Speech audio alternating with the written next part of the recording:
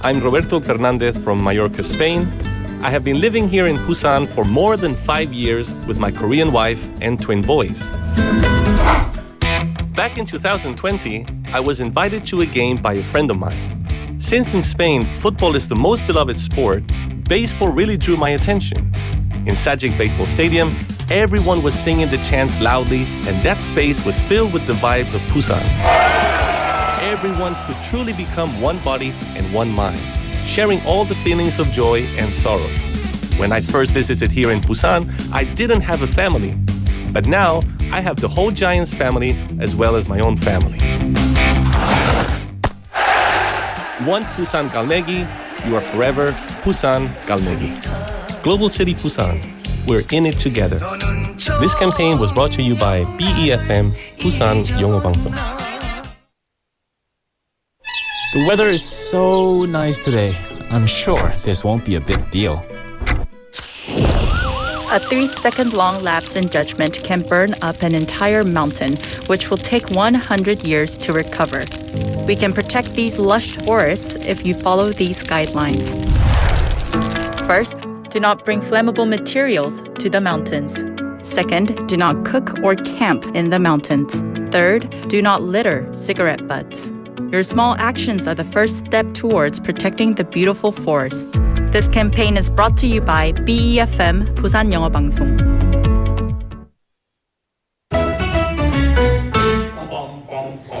Want to be a friend of BFM, 부산영어방송? You can chat with BFM through our Kakao Talk service.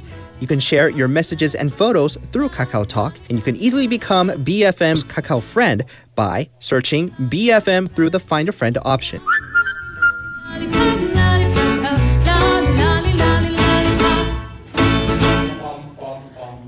Come share and chat with us at BFM anytime, anywhere for free. Don't forget to add BFM 부산영어방송 to your Kakao friends list. Man, I haven't got a chance. I call him.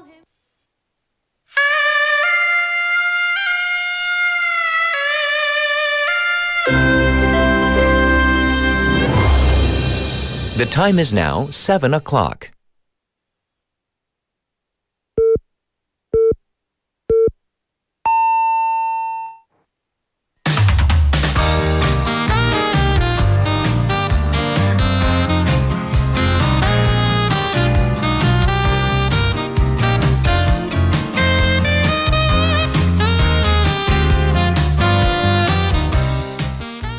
The temperatures definitely plummeted yesterday, and you may have felt it if you were out and about, with the morning wind chill factor plunging to a staggering minus 20 degrees in the capital.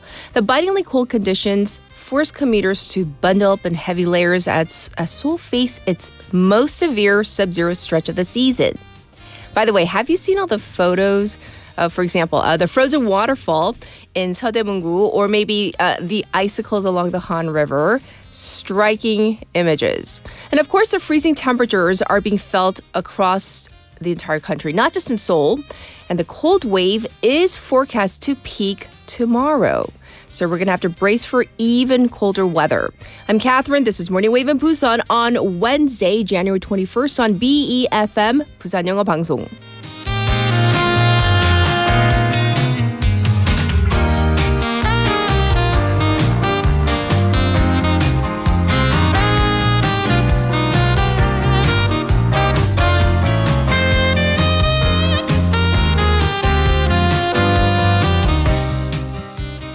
Good morning, Wavers. I hope you're all doing well and somehow you are surviving the awfully cold weather.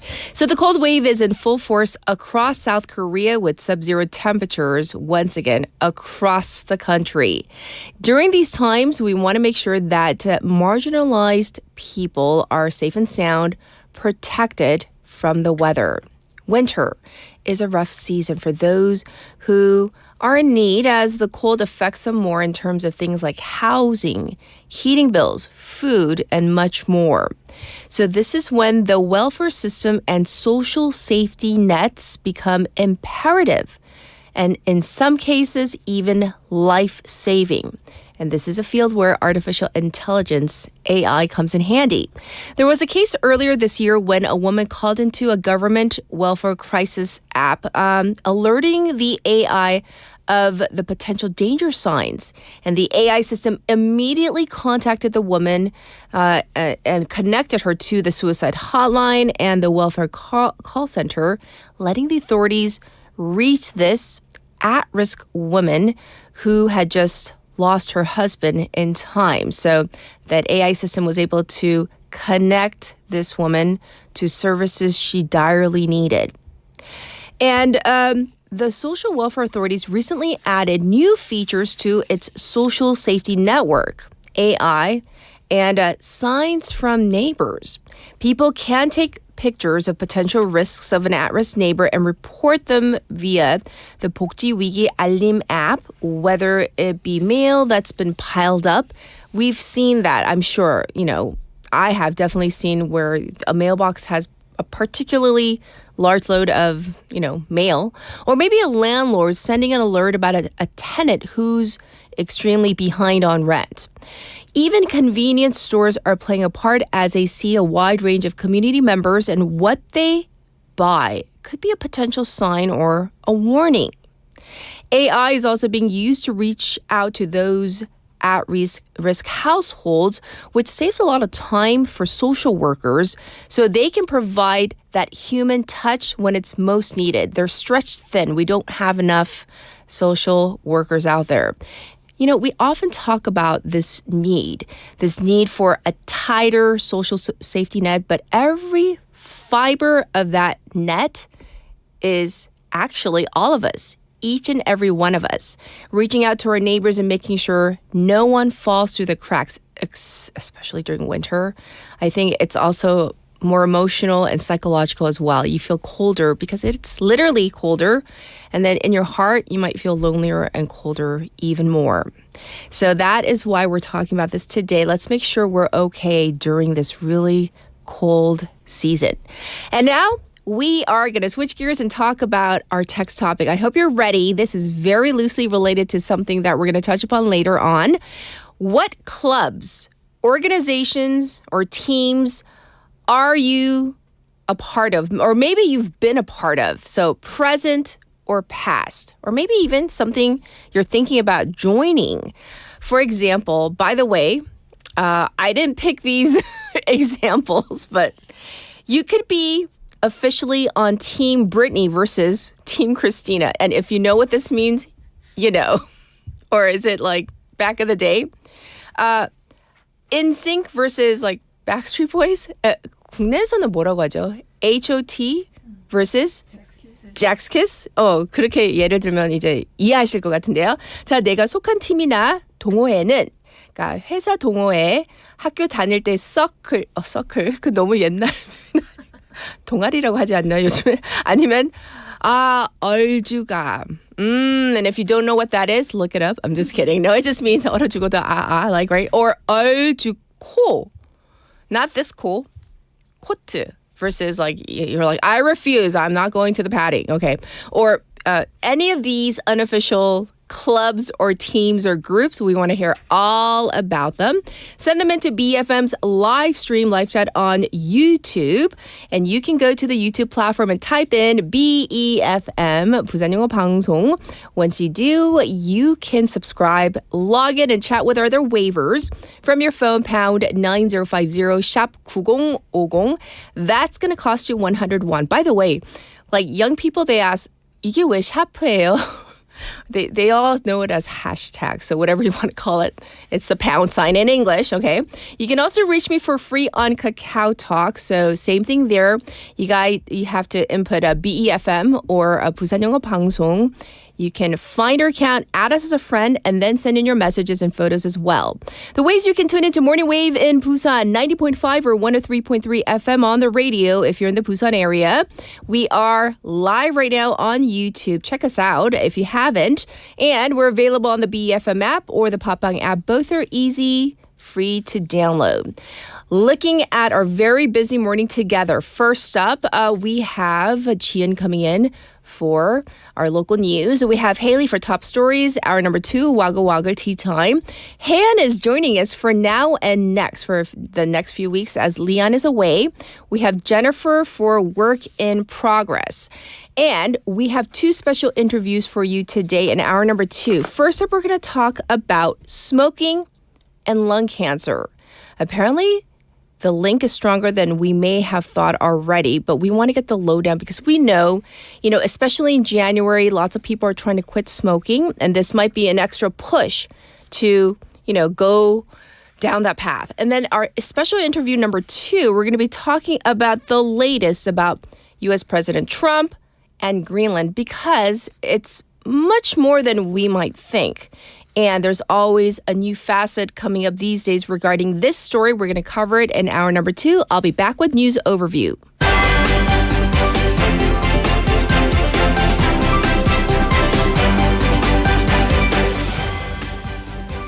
It is now 7:08 and this is News Overview. Cabinet approves comprehensive special counsel bill. The cabinet yesterday approved a bill that will open a new comprehensive special counsel investigation into former President Yoon Suk-yeol's administration unaddressed by the previous 3 special counsel probes.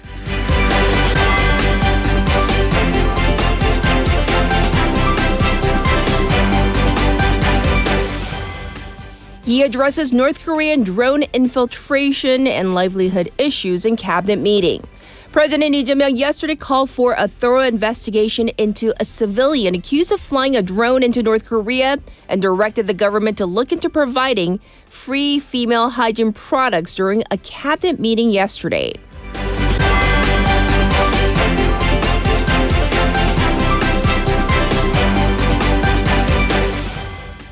Court to announce former Prime Minister Han Duck-soo's verdict today.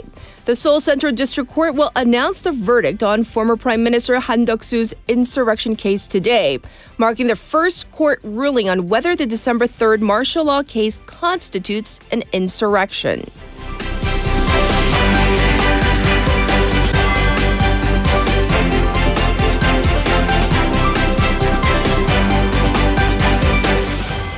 Government unveils temporary tax incentive for investor reshoring. The government will introduce a temporary tax incentive for retail investors who sell overseas stocks this year and reinvest the proceeds in domestic shares.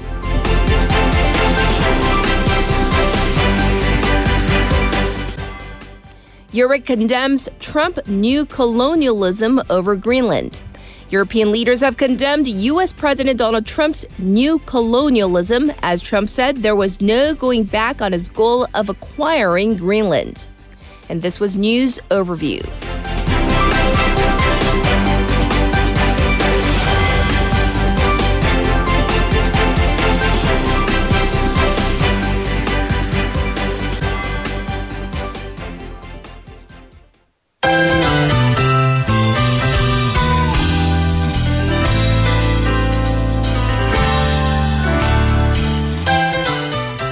It's time for Now in Busan. We have Jean here. Let's say hi first. Good morning. Good morning. Yes. Well, I want to get your take on all the clubs, the organizations, and you're too young for the soccer. So any teams you're a part of or clubs? So for me, it was a club, not the circle. circle 아니죠? 네. So I used to be in a reading club. I can remember when I was in college. Okay. And I also joined ice hockey club. Ooh. After that, but the COVID hit, and then I had to quit everything. Wow. So you're good at ice hockey, or you began? Not at all. I just began, but it was so much fun, and I'm looking forward to joining another club here in Busan, like climbing club here because it's Busan, the mountains. Yes. So now I'm looking forward to form other clubs as well. Yeah, well, definitely. Any clubs out there? If you need a new member, yes, she please. is very active, ready to go. Let me know. Yes, we're going to jump into Now in Busan. Busan and Gyeongnam have officially started discussions on administrative integration. So what's happening on this front? As mentioned in recent updates, Busan and Gyeongnam are now moving more seriously toward administrative integration. The first working level meeting was held last Monday on the 19th. The discussion focused on practical issues, including how to secure genuine local autonomy, how authority could be transferred, and how the two sides might coordinate with the central government and the National Assembly. Okay. As this was the first formal working level meeting, it was an important first step in the integration process. Right. Let's talk about what was discussed at the first meeting and what role the working group will play. The meeting covered a shared position on integration along with key points to be included in a proposal to the central government. With a resident referendum plan, details on how to reflect public opinion were also discussed. Yes. Going forward, the working group will focus on coordinating policies between the two local governments. They also plan to simplify administrative procedures to make sure residents really benefit from the integration. The group will keep an eye on progress and tackle any issues that come up along the way. I see. So it's, I guess, really happening, at least discussion-wise. So we're going to move on to our next topic. This is related to the Ga덕do new airport site preparation bid. Apparently, it's been reissued. So what's the update? The Ga덕do Airport Construction Authority announced that companies must submit pre-qualification documents and joint contract materials by February 6th. The previous bid failed after only the Daewoo Engineering and Construction Consortium applied. If this bid also fails, a private contract may be considered to speed up construction. Authorities are emphasizing the importance of wider participation to ensure a competitive bidding process. Right.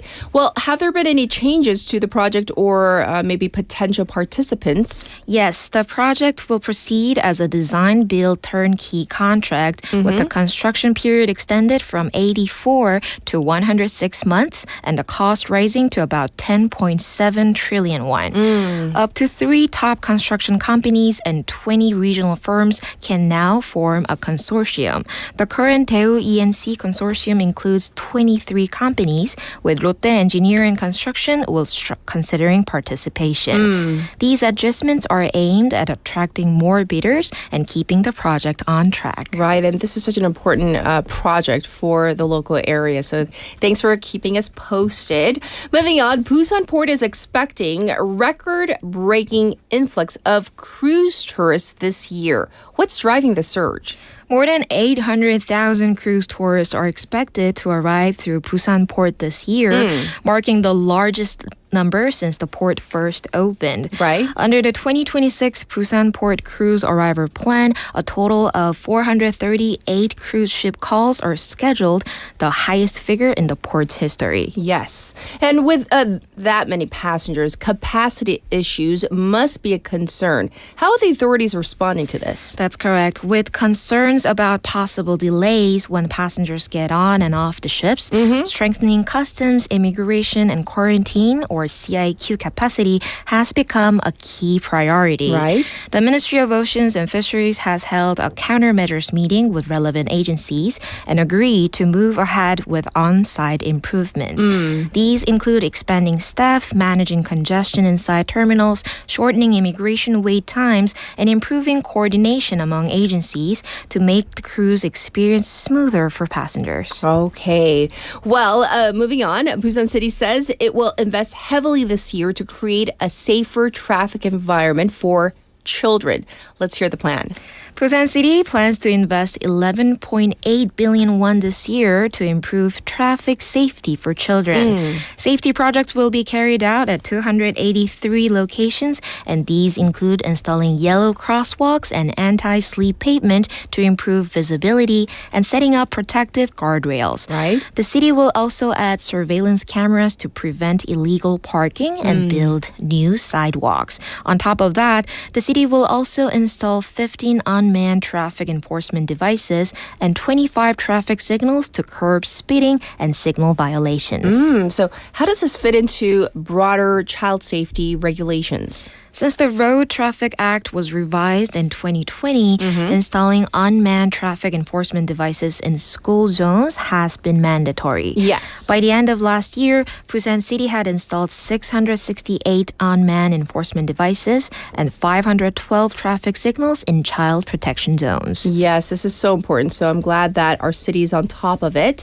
And going to our final story, Busan is seeing school closures due to a decline in the school age population. What's the latest?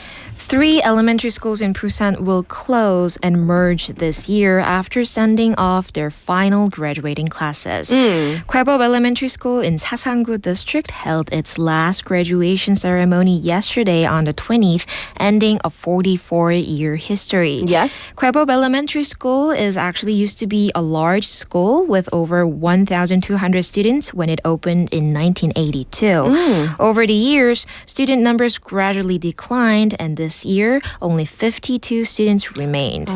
8 of them received their diplomas as the final graduating class. Are other schools affected as well? In total, 3 elementary schools in Busan are closing this year. Bongsam Elementary School in Yeongdo-gu District already held its final graduation and will merge with Chungli Elementary School. Shinsan Elementary School will hold its last ceremony today on the 21st before being integrated with Namhang Elementary School. Well, I'm sure it's bittersweet for people who actually graduated from those schools, but it's a sign of the times. Thank you for all the local news. Stay warm. We'll check in with you tomorrow. Thank you, Jian. Thank you. I'll be back with your traffic and weather.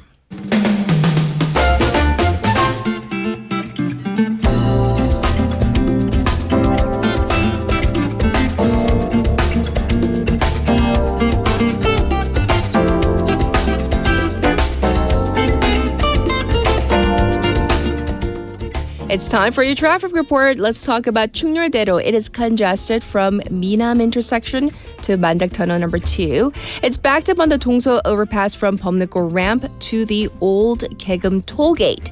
Likewise, it's busy on Gwanmun-daero from Pangnam Tunnel to Baegang Tunnel. It's also slow on Nakdong-Namno from Hadan intersection to Haguan Bridge. It is currently minus 3 degrees Celsius under partially cloudy skies, but with the wind chill factor, it's feeling more like minus 8 here in Busan. It's going to go up to just 2 degrees. The city is under a cold wave effect preliminary report and a dry weather special report. Across the nation, freezing temperatures. Seoul sitting at minus 11, Chuncheon at minus 14. And parts of Jeolla, Chungcheong, and Jeju are expected to see heavy snow. This was your traffic and weather.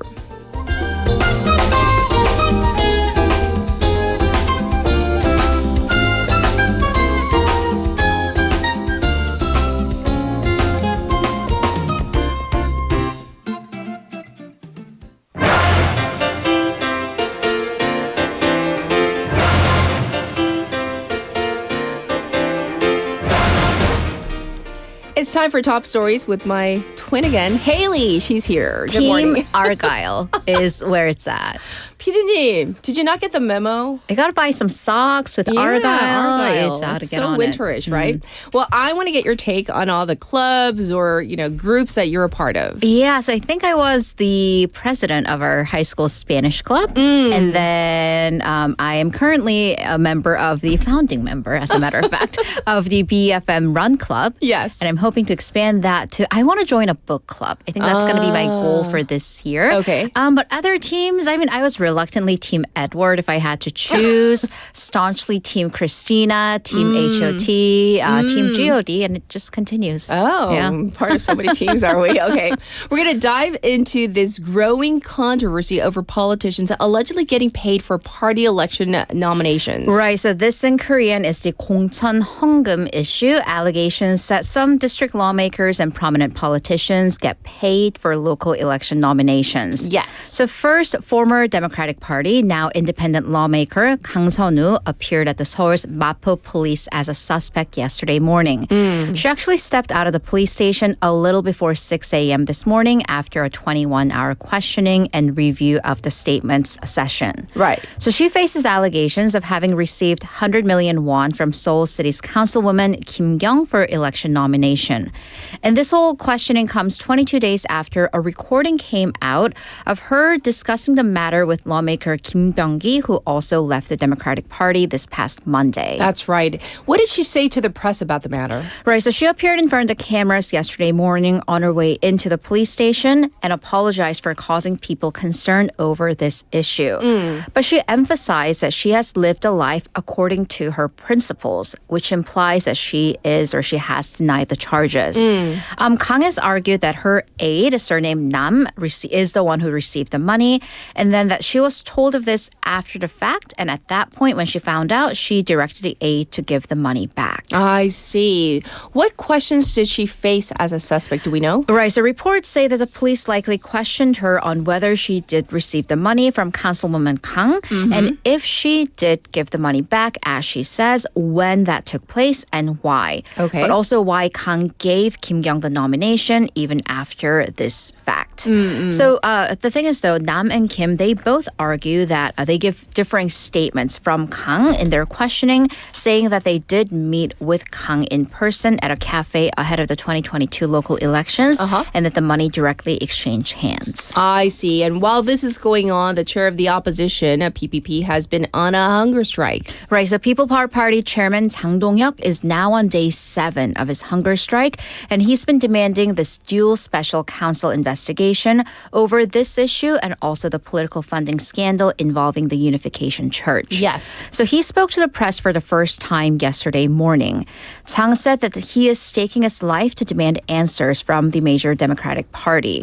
Jang, who's a former judge, he said that this such repeated silence from a defendant during a trial is effectively a confession, and tie that to the Democratic Party, saying that if the party does not answer to these questions, that in itself is confession to wrongdoing. Jang currently is reportedly connected to an oxygen generator after refusing medical advice to be hospitalized. But a high-profile member of the Conservative Party made some accusatory remarks toward his own party. Right. So former Daegu Mayor Hong Jun-pyo made a comment that targets basically everyone in politics, that this so-called funds for nominations exchange is rampant. Okay. So Hong served as a party leader during the Liberty Korea party days of the PPP, and he shared this particular anecdote where a multi-term lawmaker in the TK conservative region offered 1.5 billion won to Hong for nominations in the elections back in 2004.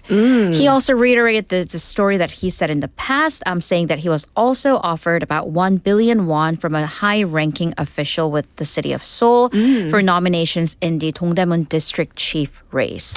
So he pointed to some structural issues, including giving the district lawmaker representative the monopoly in local nominations as a structural issue, why such corruption is rampant. Very telling, these remarks. We're going to move on, though, for now. You know, in this super age society, more and more people seem to be thinking about how to, and it's just a phrase, how to die well. Right. Yes. So you want to live well. You want to live a long, healthy life, Yes. but also people are thinking about the inevitable end of life or a dignified death. So according to the National Management of Life Sustaining Treatment, abbreviated to LST, 3.2 million people have signed up to not receive life-sustaining treatments. So this in Korean is 사전 연명의료 의향서 등록. So interesting gender divide here. Twice more women signed up to not receive such life-sustaining treatments than men. And looking at age groups, about 23% of people who are in the group 65 or older have signed up for these services. Okay. So the system came into place back in 2018 under the Dignified Death Act. And there are 800 designated institutions nationwide where you can go in, consult with experts, and sign these registrations. Right. So I want to go into the thought behind this decision, though. What constitutes a dignified death for these individuals? Right. So I do want to make it clear, though, South Korea, we're not talking about euthanasia. Right. We're not talking about assisted suicide. That does not exist in South Korea by law. We're just saying the do not resuscitate and other life-sustaining treatments. So people are looking at minimal pain and also minimal economic pains for those who are left behind. I see. So the LST agency, their paper on well-dying, quote-unquote well-dying, surveyed over 1,021 adults in the country. And it seems that the majority of South Koreans have thought about death and treatment, with 78% saying that, yes, this is something that they've given thought to, but only 45% have talked about this with their families. I see. So for necessary factors 4, quote unquote, dying well. 97% said not feeling pain. And 96% said not burdening their families, whether that be in caregiving or economic factors. And almost 95% of people in their 65 years or above said they would be willing to stop life-sustaining treatments. Very interesting. Thank you for this information. We're going to move on and talk about the government taking steps to prevent teachers from buying and selling test questions. Oh, Yeah. it's getting hot because Of things to never trade, to buy or sell. So Yes. last month, the prosecution indicted 46 teachers, current and former, and also private educators for allegedly buying or selling CSAT questions, mock test questions, and even schools' final or midterm exam questions. Yes. And this caused a big stir because some major names, right? 현우진 and Cho Jung-sik, who are considered like the top teachers in the Yes, private yes. education sector, they were indicted for violating the anti-graft law or 청탁금지법 allegedly. So Hyun allegedly paid 420 million won to 3 teachers to buy math questions. Cho allegedly paid 83 million won to teachers for English questions. 2 major CSAT academies were also found to have allegedly have contract with teachers to pay them hundreds of millions of won, up to 1 billion won collectively for high school exam questions and CSAT questions. yes. And that just goes to show how deep the connections go. How deep and wide, right? So with that, the Education Ministry announced a revision to the law to cut off these illegal acts in the private education market. Sure. So it stated that the legal revisions would provide sufficient punishment or sanctions to individuals or institutions in case of guilty verdicts to test question sales. Because the thing is, the current law does not have provisions on the sales of such test questions, right? This follows a comment by the presidential chief of staff, Kang Hoon-sik, who stated that the starting point for a fair country is managing the college admission system in a fair way, and also called on the education authorities to genuinely reflect upon itself and apologize to the students. Yes. Well, you know, education is such a sensitive issue, so we're going to move on to some international news. President Donald Trump announced his Board of Peace for Gaza, and that has been garnering a lot of attention. Right, so initially this was called the Peace Council, officially now named the Board of Peace. This is a part of the Gaza ceasefire between Israel and Hamas, but it's expanding to something that's much, much more. So President Donald Trump announced the formation of this Board of Peace, expressing his confidence that, quote, it is the greatest and most prestigious board ever assembled at any time, any place, unquote. So this Board of Peace is expected to deploy an international security force when Hamas disarms its militants and Israel draws its military back from the Gaza Strip. And this is point 9 of this complicated 20-point plan. Okay, we need to know who is on this board. All right, so we know for a fact that U.S. Secretary of State Marco Rubio, also former British Prime Minister Sir Tony Blair, they have been named members of this founding executive board, along with Trump's Middle East envoy Steve Witkoff and Trump's son-in-law Jared Kushner. No official list has been announced yet as for the other members and member nations, but we are getting a trickling of reports. All in all, 60 countries have apparently received invitations, including South Korea. South Korea's foreign ministry confirmed that, yes, it too has received an invitation, but it is going to take some time and look at which countries will participate. That's because the list includes some countries that you might expect, but also others. Vladimir Putin, Russia, for one, on the Board of Peace, as it is currently at war with Ukraine. Okay. So the Kremlin said on Monday local time that President Putin has received an invitation, along with one of his strongest allies, President Alexander Lukashenko of Belarus. Interesting. And permanent membership comes with, I guess there's a price tag. The line of interesting aspects to this Board of Peace does not end. So President Trump said that a term on this board has a maximum of 3 years, but should a country want permanent membership, they have to pay $1 billion. So that's about 1.47 trillion won.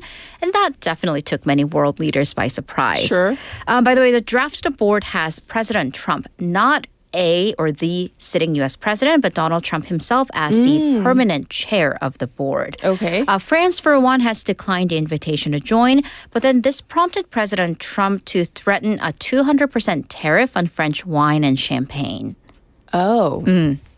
Well, some diplomats and pundits see this as Trump's move to create, I guess, his own international body. Right, because according to the charter that's been released so far, it says the board would seek to solidify peace in the Middle East and also embark on a bold new approach to resolving global conflict. Yes. So some pundits are asking whether this is his alternative to organizations such as the United Nations. Interesting. We're going to end it on that note. Oh, public radio. So we're going to get to our next song, but thank you. We'll check in with you in hour number 2. See you in a bit. Everybody, this was Haley. And we're going to get to this song, How Can We Not? We're talking about teams and groups. This is Candy by, in parentheses, Team HOT.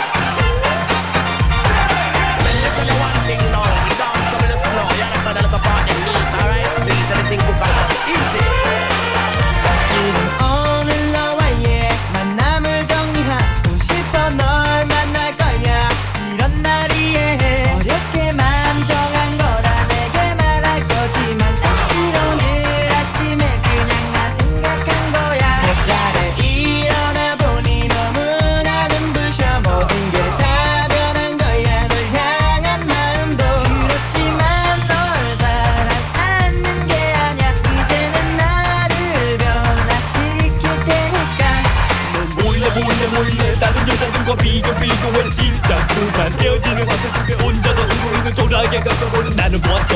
넌 떠날 거야 넌 떠날 거야 하지만 아직까지 사랑하는 걸 그러긴 하지만 내 맘속에 너를 잊어갈 거야. 머리 위로 비친 내 하늘 바라보며 널 향한 마음은 이제는 굳혔지만 웬일인지 내게 다가갈수록 우린 같은 하늘 아래서 있었지.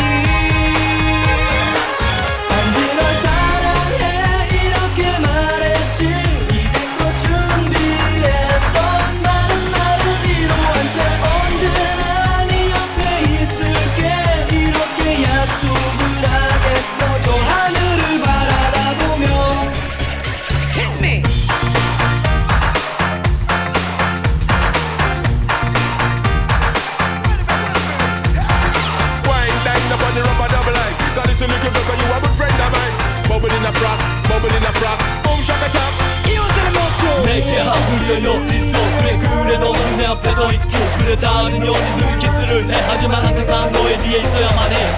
이제 그만해 나도 남자인데 내 마음 너도 알고 있는 거 알아. 그래 이제 나도 지쳐서 하늘만 바라볼 수밖에. 햇살에 일어나 보니 너무나 눈부셔 모든 게 다 변한 거야. 널 향한 마음도 그렇지만 널 사랑하는 게 아냐.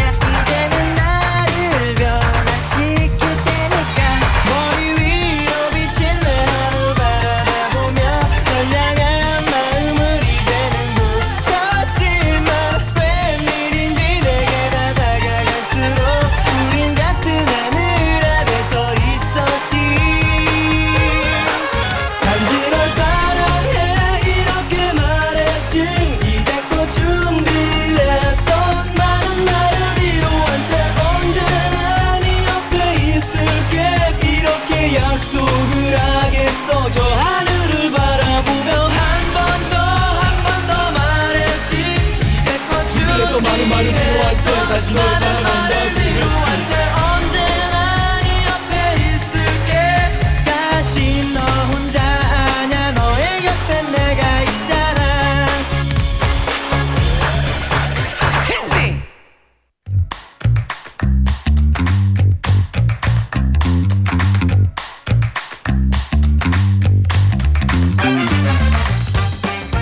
It is time for Now and Next. Guess who's here? Woohoo! Hello, Anne's hello. here. Oh, yes. By the way, Leon's gone for a few weeks. So Yeah. yes. Oh, we love Leon. But Hannah's Of course, here. I'm filling in for her. It's good to be back early in the morning. I know you were saying like the studio looks It different. feels different. It's a different vibe in the At morning. 7:30. Yeah, it's Yes. prettier, lovelier. Me versus Minsu. I'm just kidding. I'm totally kidding. You know, I love Minsu. But Of course. We're all It's good to see family. everyone. Yes. Yeah. Text topic time. Oh, tell me. We are talking about current or past clubs or social groups that you have been a part of, or maybe you're part of right now. Okay. Well, in the past, in college, I was Yes. a part of a movie, a film, I would say club. So we would sometimes make experimental short films and go watch a lot of movies. But it was with those club members that I went to my very first Busan International Film Festival. Oh, really? So it holds a special place in my heart. Yeah, I'm not going to say which year. Yeah. 2002.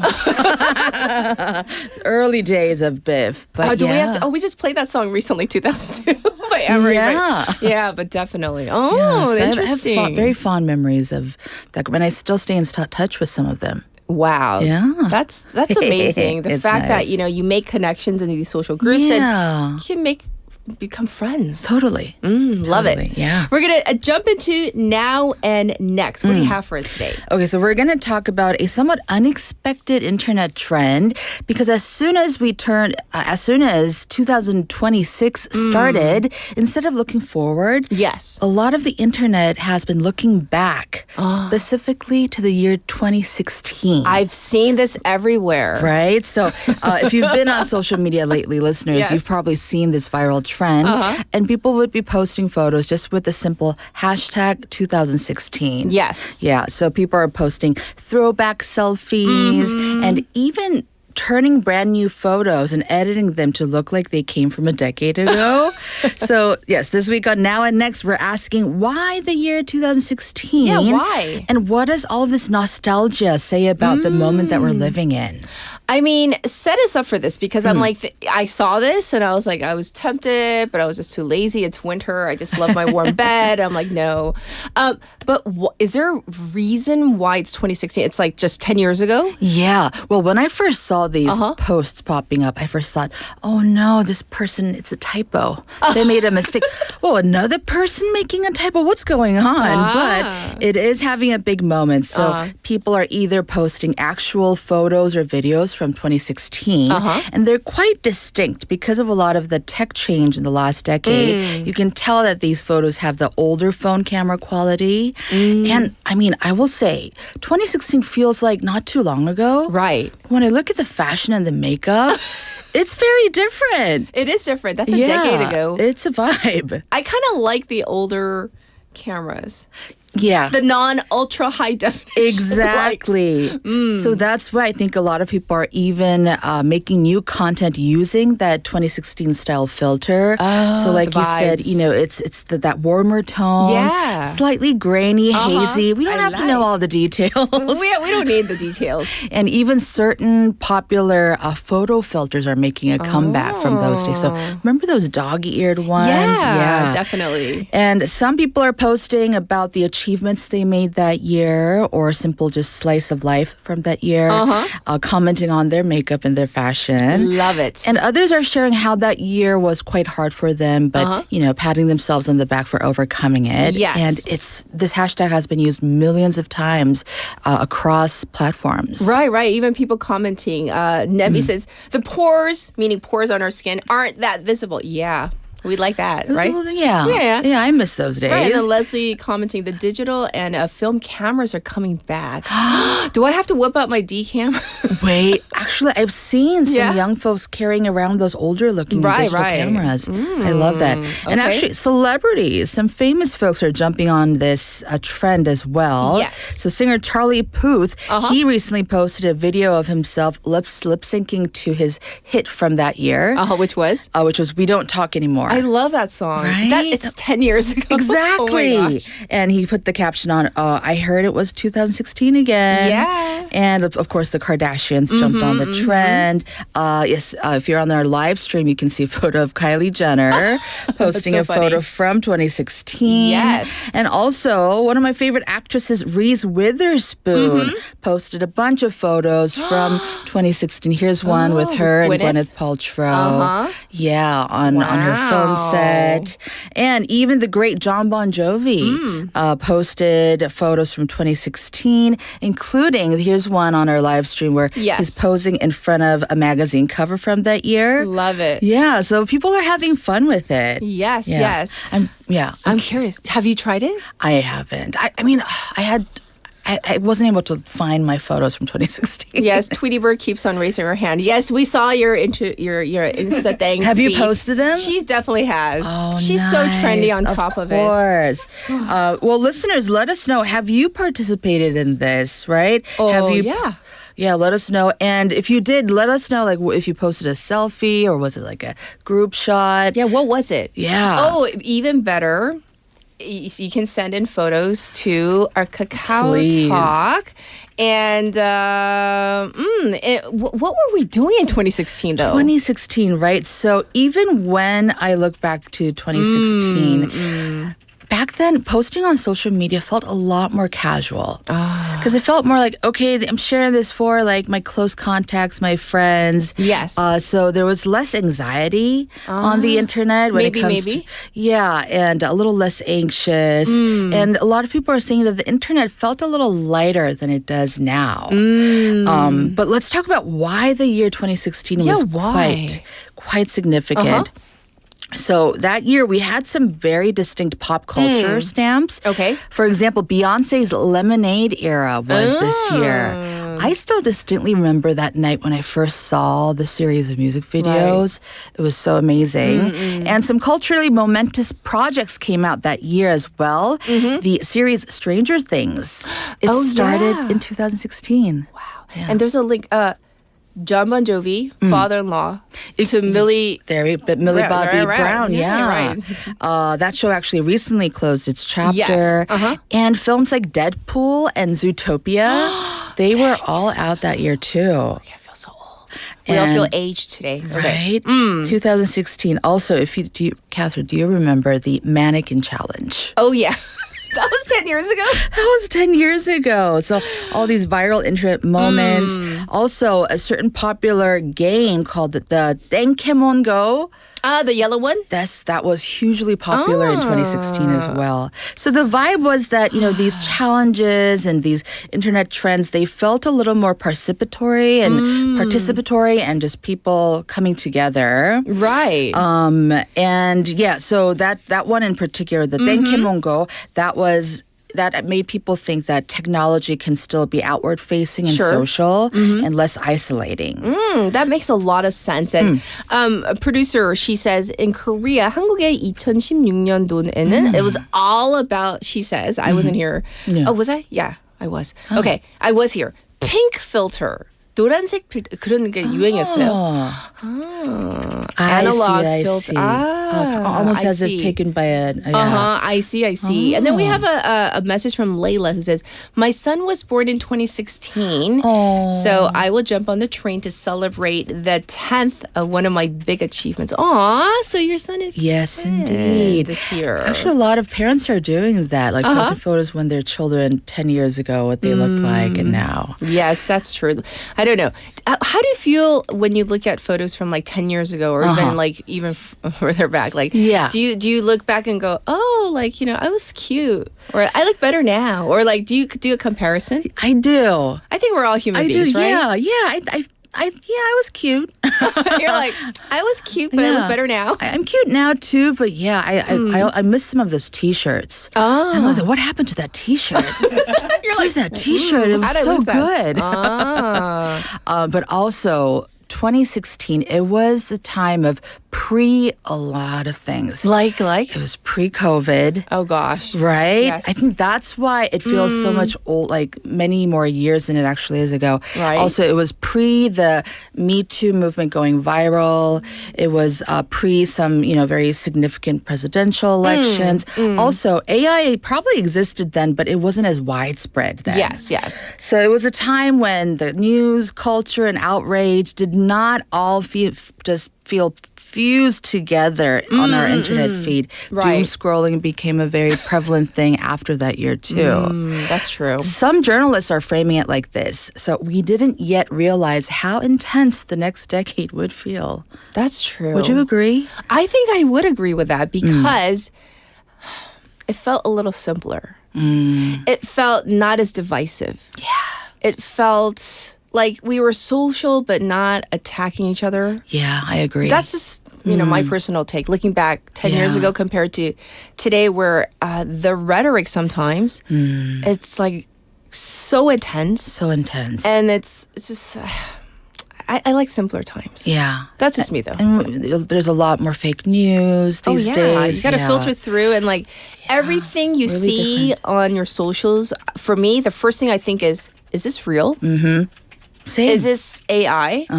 And then you got to go and go into the account to see something to realize sometimes people are very upfront as they should be this is AI generated. Yes. And I didn't know for the longest time there were some cute photos I kept on liking. And then later on I realized it was AI generated.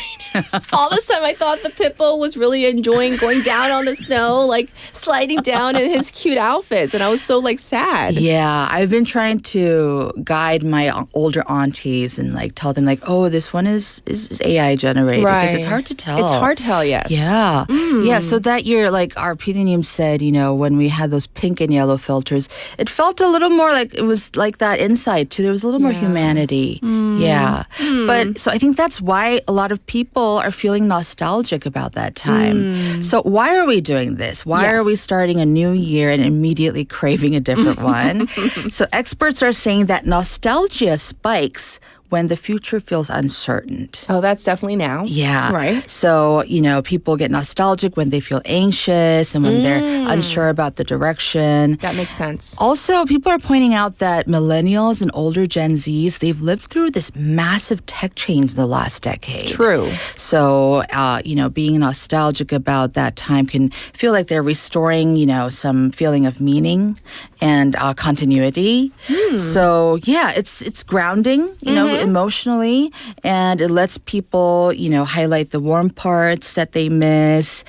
So, nostalgia in healthy moderation can be good. I love that sentimental throwback and also kind of a coping mechanism or tool. Exactly. Of how we're living right now. Yeah. I like that. I really want to find my 2016 photos. Yeah, now I'm gonna go gotta back. dig them up. Yeah, go into my good thing photos and go back and find all the all the photos. What was I doing 10 years ago? Were you dizzy. Hosting Morning Wave at the time? I was actually, but we were not on the tube. Okay. Yes, where I could roll in with sweats and a hat and not different care about. time. Yeah, I would not care about if I had makeup on. I mean, I would always have light makeup on because 예의는 지켜야 되니까 to other people, right? Not for my sake, but to other people, right? But then I didn't have to worry about is my lipstick dark enough? Is it washing me out? Am I blending in with the drab curtains behind me? Yeah, stuff like that. I don't have to worry. Yeah. Well, I want to talk a little bit about how this trend is playing a role in, what people are clicking and buying. Ooh, already. what are they? Yes. So as searches for 2016 and cultural content from that year is going up, brands are seeing this and going, okay, let's try to repackage nostalgia. Ooh. So they're bringing back old aesthetics, old colors, old sounds. So I've already been seeing throwback 2016 playlists and some retro style ads. Okay. And it seems like it's going to inspire some limited edition 2016 inspired products. I love. So something to look forward to. Yes. And yeah, nostalgia is great. It's cozy. And I mean, I one of my favorite things to do is when my family gathers is we open our old photo albums. Oh, I love doing that. Yeah, and just like it just starts conversations, showing my niece what we look like, what happened in the past. You know what's really interesting?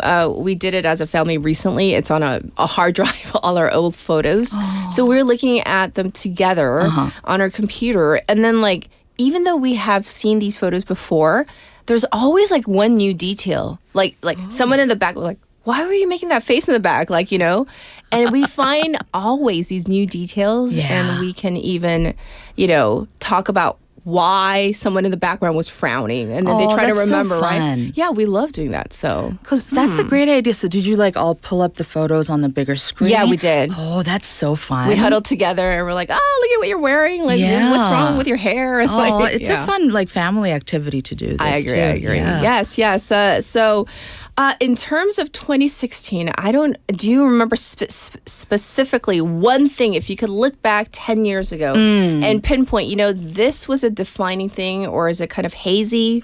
How's it for you? I think without knowing, I think fashion plays a big role in my memory. Okay. I had this leather jacket that I really loved. Do you still have it? I don't. It was in here. I got it from an older friend. So I remember wearing that almost every day during the fall. Yes. Yeah, that. And some friends from that year, they're not in my life anymore. So there's a little bit of sadness when I look back too. I see. You're like, oh, it's okay, but people do drift away sometimes. Life happens. Yeah. Well, thank you for bringing us this really fun a trend, and we look forward to next week with you as well. Yes. Thank you, Han. I'll see you guys next week. Everybody, this was Han filling in for Leon. And let's get to one more little blip from 2016. This was apparently her song. Who is she?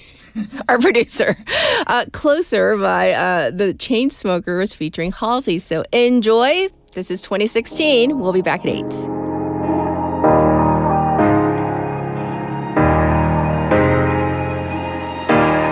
Hey, I was doing just fine before I met you. I drink too much and that's an issue, but I'm okay.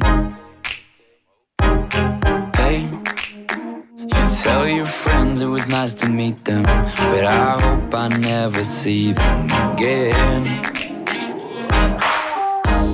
I know it breaks your heart. Moved to the city in a broke down car, and 4 years no calls. Now you're looking pretty in a hotel bar, and I can't stop.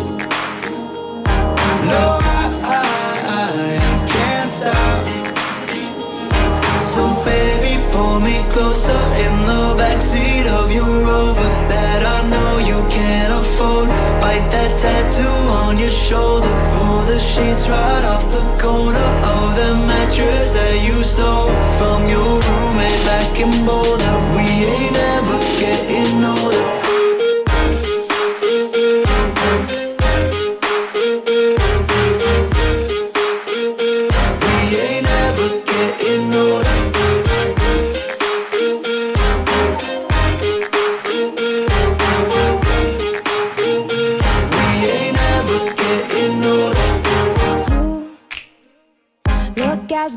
The day I met you, I forget just why I left you. I was insane.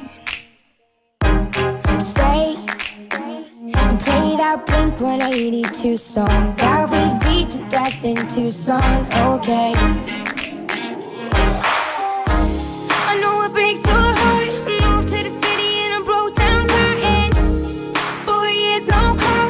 Now I'm looking pretty in a hotel bar, and I can't stop. No, I can't stop. So baby, pull me closer in the backseat of your Rover that I know you can't afford. Bite that tattoo on your shoulder. Pull the sheets right off the corner of the mattress that you stole from your roommate back in Boulder. We ain't never getting older.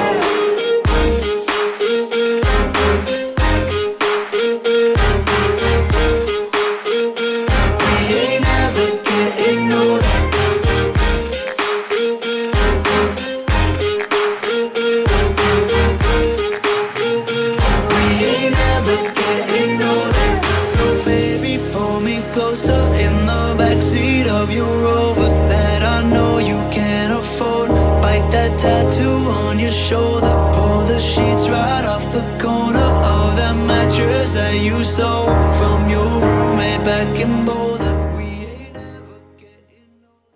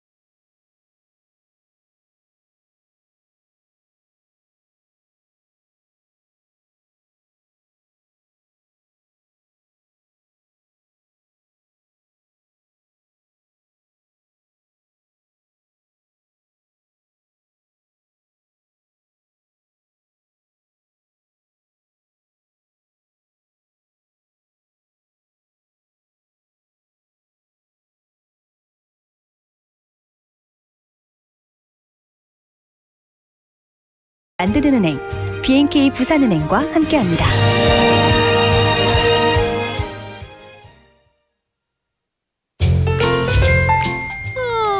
I was so busy this morning. I didn't even get to check my messages. I almost got hit. Here comes the safety hero. Stop right there, Smombi. Put your phone away. Keep your head up. Look around. What was I doing? Thank you. I'm finally free from being a smombie. As you just heard, even a quick text could lead to a serious accident. This kind of behavior has a name, smombi, a word created by combining smartphone and zombie. Walk with your head up and check your surroundings before you move. Let's build a safer traffic culture and keep our streets free from smombies. This campaign is brought to you by BEFM 부산영어방송. 지역 경제가 힘차게 출발합니다. 기업들이 고객을 향해 더 빨리 가려면 방송 광고라는 X를 밟으세요. 경제도 기업도 더 힘차게 달려가니까요. 방송 광고의 작은 힘, 경제의 큰 힘입니다. 부산 방송광고발전협의회.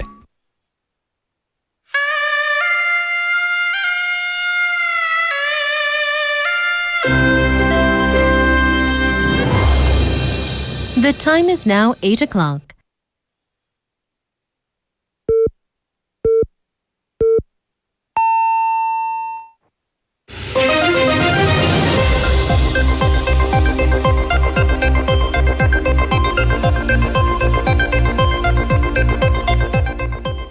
Welcome back, everybody. This is Spotlight News. Cabinet approves comprehensive special counsel bill. The cabinet yesterday approved a bill that will open a new comprehensive special counsel investigation into former President Yoon Suk-yeol's administration, unaddressed by the previous 3 special counsel probes. The bill mandates the appointment of a new special prosecutor to further investigate 17 allegations, including the martial law imposition, the former First Lady, and the handling of a Marine's death. The new special counsel will conduct its activities for a maximum of 170 days, with up to 251 investigators, making it possible for the investigation to run through the June 3rd local elections.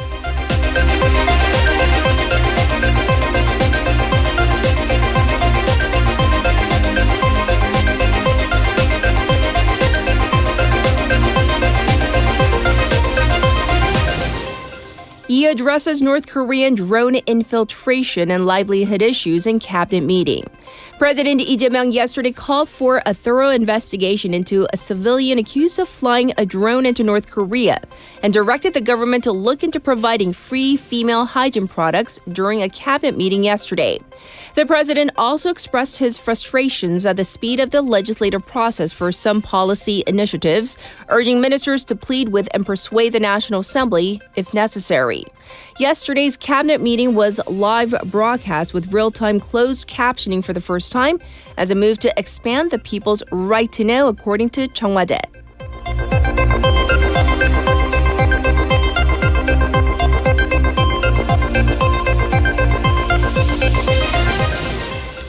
Court to announce former Prime Minister Han Duck-soo's verdict today.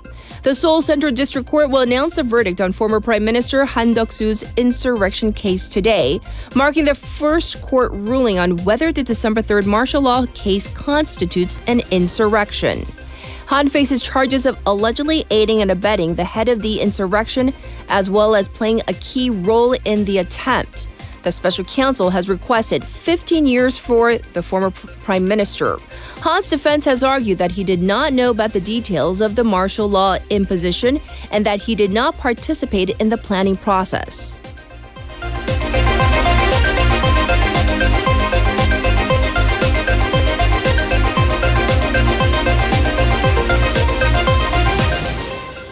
Government unveils temporary tax incentives for investor reshoring. The government will introduce a temporary tax incentive for retail investors who sell overseas stocks this year and reinvest the proceeds in domestic shares. The finance ministry said that the tax exemption will be capped at 50 million won per person, adding that the deductible amount will vary depending on the timing of the sale. The capital gains tax on overseas stock sales currently stands at 20%. The ministry also announced measures to prevent retail investors from exploiting the incentive by reinvesting funds back into overseas stocks solely to benefit from the tax break.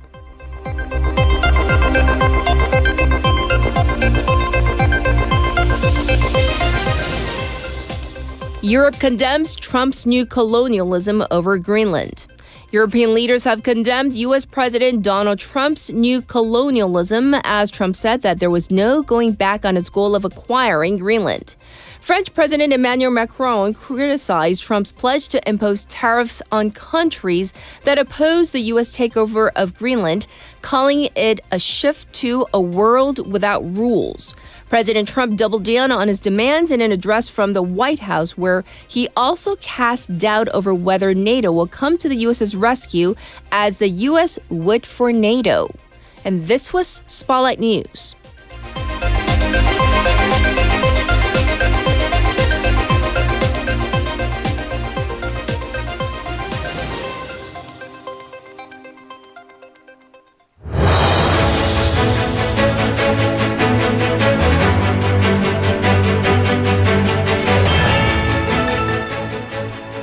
It's time for our first special interview this morning. South Korea's National Health Insurance Service filed a lawsuit in 2014 against major tobacco companies, seeking compensation for medical costs paid for more than 3,400 patients diagnosed with lung or laryngeal cancer after long-term smoking. The agency argued it had suffered financial losses by covering treatment for smoking-related diseases. The case was dismissed in the first trial in 2020. After nearly 5 years of appeals, the court again ruled against the agency, leading the NHIS to pursue a Supreme Court appeal. While the legal battle continues, the case has once again drawn attention to a broader public health question. And this interview will focus on what medical science tells us about the link between smoking and lung cancer and why it still matters today. Joining us today is Dr. Jasleen Panu, an interventional pulmonologist and associate professor of medicine in the United States and serves as the medical director of the Early Lung Cancer Detection Program at the Ohio State University Comprehensive Cancer Center, James Cancer Center, and Solove Research Institute. Her work focuses on preventing lung cancer deaths by addressing smoking-related risk, improving early diagnosis, and expanding public awareness about lung cancer. Hi, thanks for joining us today. Hello, thank you so much for having me. It's my pleasure. Yes. Dr. Panu, can you explain why smoking is considered the leading cause of lung cancer and what the latest research tells us about its impact? So smoking is the leading cause of lung cancer, and there is consistent evidence behind it. Smoking shows a clear dose-response relationship, means the more somebody smokes, the higher the lung cancer risk rises, and also the risk of other cancer rises. In the U.S., the cigarette smoking is linked to roughly 90% of lung cancer deaths, and people who smoke, they are about 15 to 30 times more likely to develop or die from lung cancer than people who don't smoke. And it's because the cigarette is a chemical cocktail. It has about 7,000 chemicals in it, and 70 of them, besides nicotine, are known carcinogens, means they can cause insult to the DNA. Once it's inhaled, it damages the DNA, and over time this damage accumulates, and initially the body is able to take care of this damage and resolve these cells, but then it cannot. And then as more of these cells accumulate, mutations happen, and then these cells start dividing abnormally, leading to cancers. Yes. Smoking will inflame the inside of the lungs, and the immunity is lowered of the body to try to take care of this issue. So it's almost like you're getting insults from both sides, and over time the effect accumulates, and that is why the more you smoke, the more damage happens and harder to reverse then. Thank you for explaining. Yes, go on, doctor. Now, in fact, you can even find out genes that have specifically been mutated by smoking. You can look at the genetic profile, and you can find in the tumor that this tumor was mutated by effect of smoking. Also, so there's a clear relationship between smoking and lung cancer. Absolutely. So when you see patients who smoke, how do you assess the risk for developing lung cancer? Because obviously not every single person who smokes is going to develop lung cancer, but are there some people who might be more vulnerable than others? Yes, exactly. So clinically, the risk starts with how many years of smoke exposure there has been. So there's a term called pack years. Means if you have smoked 1 pack a day for 1 year, then you have 1 pack year of smoking. If you have smoked 2 packs a day for 5 years, you have 10 pack years of smoking. So this is how we almost quantify or calculate how long or how deep the exposure has been. So that matters. Age matters because over age, our ability to revive our cells and correct damage decreases. So the older the age, the longer the exposure, that matters. It matters if the person has other diseases like emphysema, COPD, lung fibrosis. If the person is exposed to other insults, like there's a lot of air pollution, there's diesel fumes they work around, or asbestos exposures, they add on. Now, sometimes there is exposure to now gases like radon that itself can cause, is an independent risk factor. So how they combine with other risk factors is important. However, another issue is that, genetically everybody's different. One person is programmed differently to handle carcinogens or insults to our DNA that cause cancer than another person, and you can never know ahead of time how that is programmed. Yes. So inherently, every person is different, and 2 people with the same exposures could react differently. So our best bet is to stay away from this exposure as much as possible. Right. And how important is early detection in improving outcomes for people who do come down with lung cancer? Early detection is extremely important because overall lung cancer survival is still quite low. Over 5 years, if people are diagnosed with lung cancer, their average survival is close to 25%. However, if cancer is detected in a more localized way, where it's only in one spot in the lung, stage 1s and 2s, then the survival can be 70% or over. Some stage 1 cancers are treatable and people may live close to normal lives. 90% of them will survive without any issues. So it's an amazing leap from the overall 25% survival. So it is a way to absolutely save lives. And now science has come up with low-dose CT scans, right, which have proven to be a single most effective test to find lung cancer early. In the studies, the National Lung Cancer Screening Trials, the classic study NLST, it showed about 15 to 20% reduction in lung cancer-related deaths if a CT scan was done for screening every year in people who are at high risk. So there are ways we can detect lung cancer early, and this is, I believe, one of the most important tools to increase the survival from lung cancer. Yes. And in terms of people, it's January. Many people are looking to quit right now. What are some of the most effective strategies in helping people quit smoking and, of course, in turn, reducing lung cancer risk? First, I want to say, it is very hard to quit. It is not just about willpower. It's not a behavior issue, really, just by itself, because nicotine as a substance, it affects your neurons and brain biologically also. It releases dopamine. It creates reward pathways once you smoke, and it brings up neuronal changes in the brain. So it is not just always easy to, say, okay, I'm going to quit and they quit. It sometimes requires help of both medical assistance as well as behavioral therapy.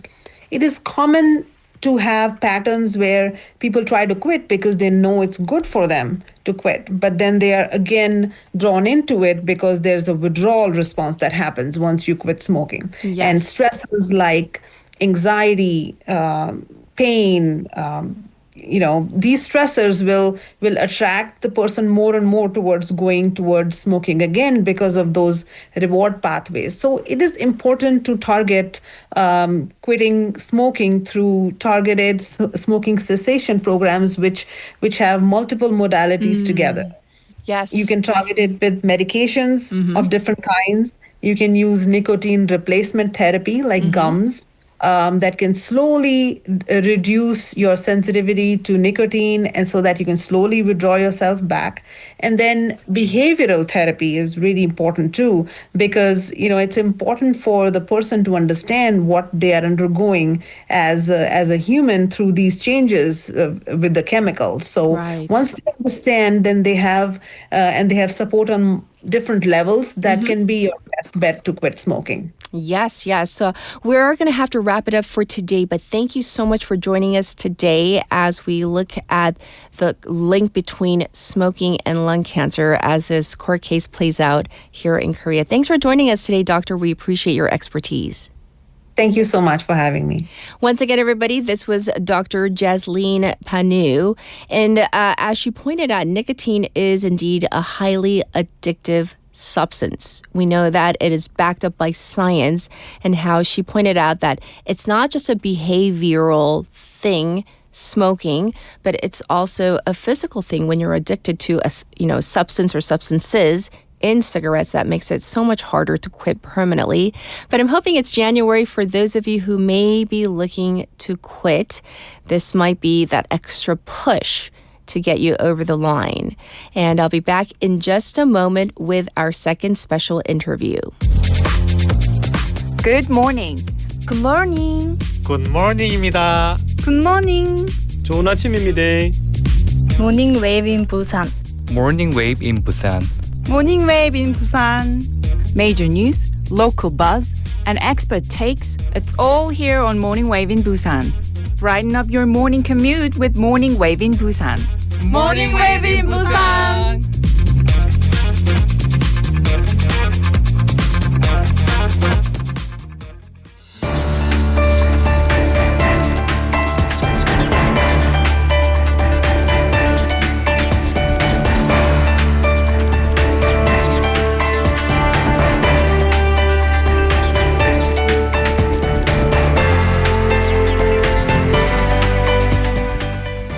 It's time for our second special interview this morning. In recent days, U.S. President Donald Trump has intensified his push to acquire Greenland, the Arctic island and semi-autonomous territory of NATO ally Denmark, citing U.S. national security concerns. He argues that neither Greenland nor Europe can adequately protect it and that only the U.S. can prevent Russian or Chinese influence. Trump has vowed to fully follow through on his threat to impose tariffs on European countries that oppose his plan. The EU held emergency talks and plans a summit this week with all 27 member states to coordinate a response to the Greenland situation. So joining us today is Professor Stephen Lammy, Professor Emeritus of International Relations at the University of Southern California. Hi, Professor. Thanks for joining us today.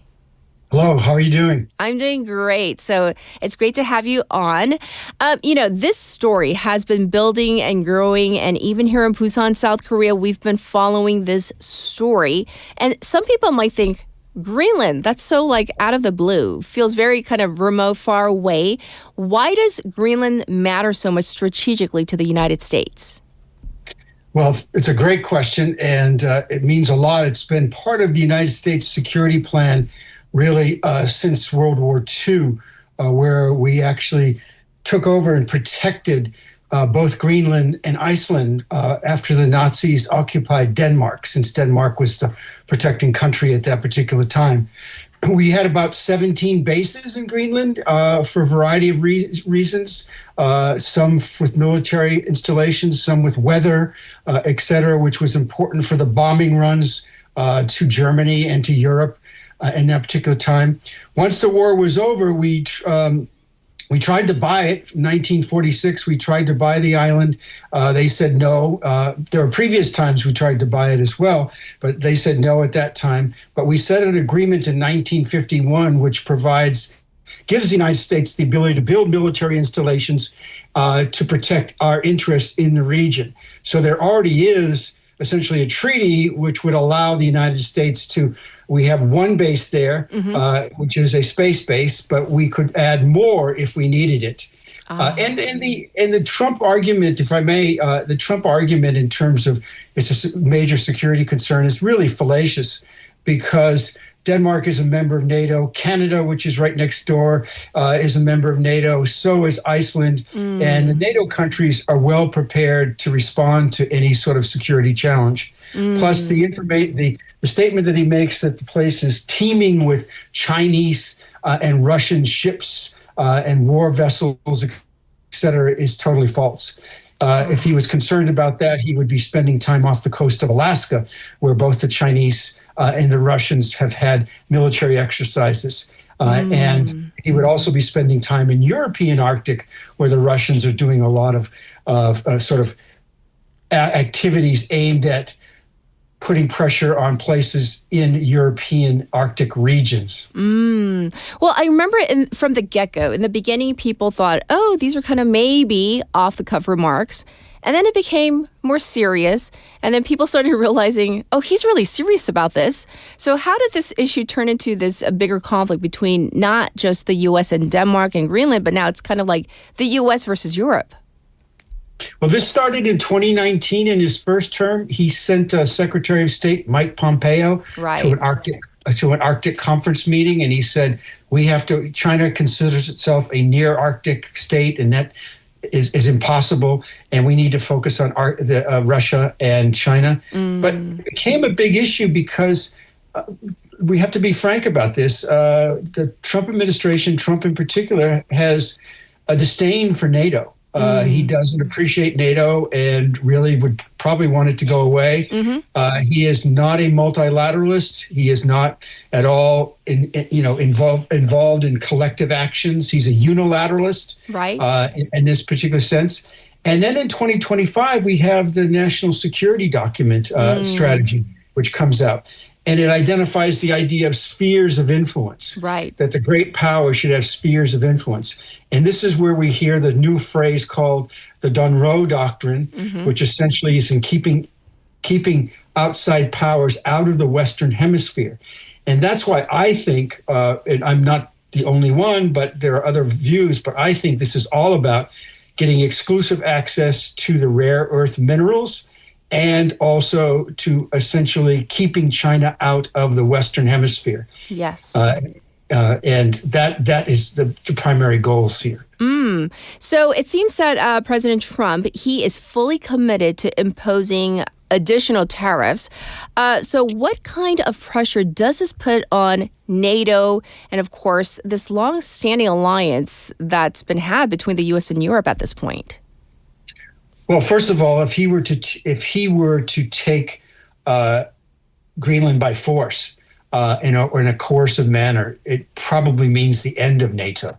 Because it is a violation of Article 5, which says that everyone comes to the defense of a country if they're attacked. Right. As, by the way, the NATO members did after 9/11 in the United States. It has been a collective organization that has worked, a defense organization. So it would mean probably the end of NATO and perhaps a new Western security organization that might involve South Korea and might involve Japan and a larger security organization in a larger area.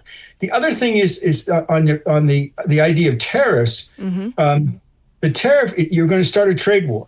Yes. And essentially, it's going to be a trade war. The Europeans are now deciding whether or not they're going to use some of their tools. They have an anti-coercion initiative, which is oftentimes called the bazooka, where they can actually increase as much as up to 25%. So there'll be a trade war in terms of these, because Trump has said 10% February 1st, and then I think a larger percentage later on in the summer. So there will be a trade war of sorts, and that's going to have a major effect on the stability of the world economy. Yes, and Professor, I'm really curious. We don't want there to be any kind of real, physical conflict. But as Europe is preparing against these retaliatory measures, what could it realistically do in response to these tariff threats? Is there something they can do? Is it going to be tit for tat? Is this going to be a continuation and escalation into a real trade war?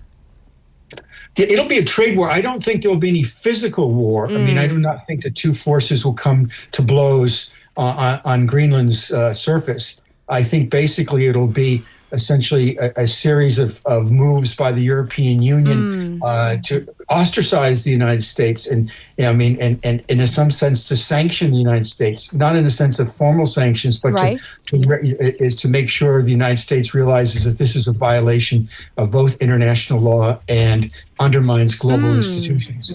And that's the bigger issue that we all should be paying attention to. It's not just about Greenland. Right. It's about a president of the United States willfully undermining global institutions and international law. And that's what the critical issue is. It's a much bigger issue than Greenland. Yes, and as we look ahead, as it seems like this is going to be drawn out, what should we be watching for as, once again, the 27-member states, they meet and there's going to be discussions? What should we be looking for? Well, there's going to be some division within the European Union. There are conservative states in the European Union that are pro-Russian and that are pro-Trump, very pro-Trump. Hungary comes to mind, Slovakia comes to mind, and they will probably not support some of the European Union's activities. I see. There'll be and the UK is an important factor, and they're not a member of the European Union. But I think the Europeans will be essentially solid on this particular issue, especially, as you might guess, the Nordic countries. And they will use whatever tools they have, including sanctions against trade and cutting off certain critical trade. Now, Trump has said already that he's going to go after the pharmaceutical industry because, as we know, it's very big in the Nordic countries, especially Denmark. And so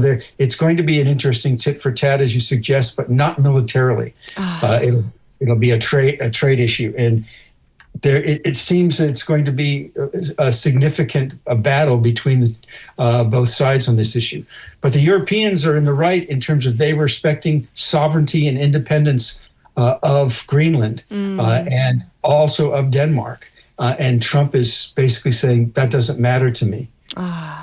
Well, we're going to have to watch and wait to see what unfolds next. But thank you so much for breaking it down for us. We appreciate your time and expertise. Thank you, Professor. Thank you. Once again, this was Professor Stephen Lammy. We talked about the latest regarding Greenland and what might happen as the European countries are meeting to hold discussions. I'll be back in just a moment with your traffic and weather.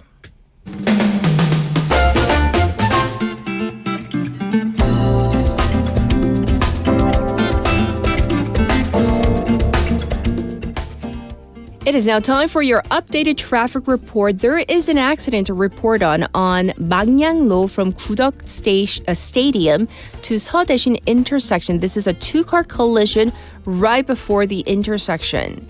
There's a cargo truck that has broken down on Suyong Gangbyeondaero from Seokdae intersection to Banyo overpass right before the overpass. It's congested on Dongso overpass from Hwangyong ramp to the old Gaegeum tollgate. There's also traffic building on Jungangdaero from Gyodae intersection to Daesung underpass. It is currently -4 and it's going to go up to 2 degrees today. The city is under a cold wave effect preliminary report and a dry weather special report. Looking at the weather nationwide, freezing. It is freezing. In Seoul, -11, Chuncheon, -14. And parts of Jeolla, Chungcheong, and Jeju are expected to see heavy snow. This was your traffic and weather.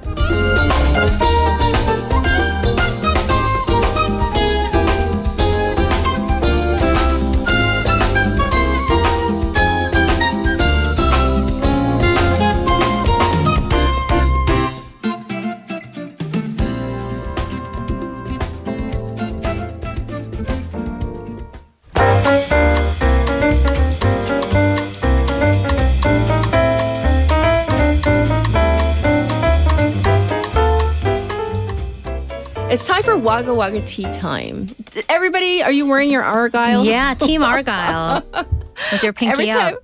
I peek at the camera, I'm like, It's oh my like, gosh. ugh. There's just The a lot colors are bad enough, but the same pattern is really twinning. Yeah. Yeah.